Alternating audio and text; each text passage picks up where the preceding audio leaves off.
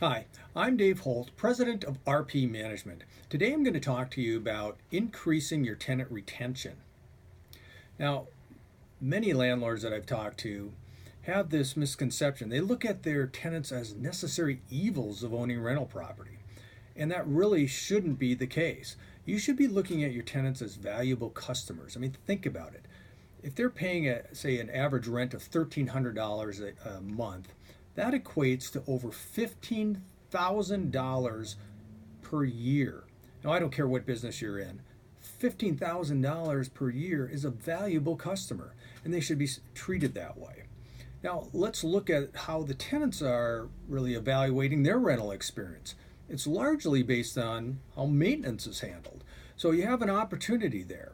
And I like to set up what I call categories of maintenance. So we set up the expectations for the tenants so we can hopefully meet and exceed those expectations. So when you look at categories of maintenance, you have emergencies, you have urgent, which could be the same day or next day type of situations, or you have your general categories, which fall into 3 to 10 day time frame. So when a tenant makes a service request, you can explain what category of maintenance that falls in, and then of course hopefully exceed that expectation by getting it done in a quicker time, or at least getting it done on time. If you don't set up and explain those categories of maintenance, tenants are likely to think everything is an emergency and should be handled right away, and you're setting yourself up for failure.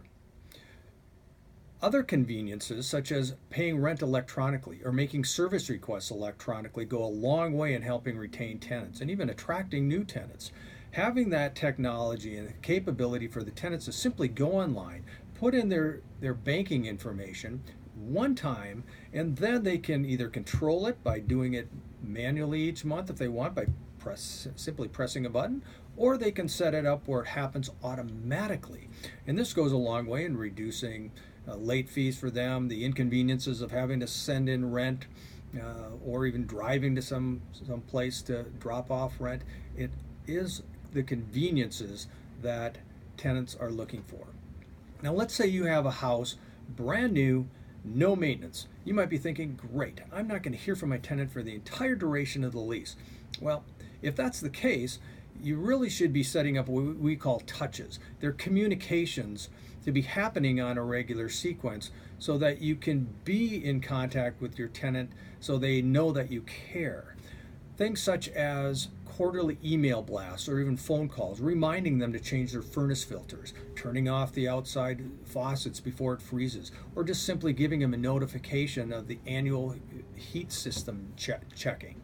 Those go a long way in helping to retain the tenant as well. So being proactive in this renewal process, thanking them for the business any chance you get, and even considering a renewal gift such as movie tickets or a gift card or a combination of the two goes a long way.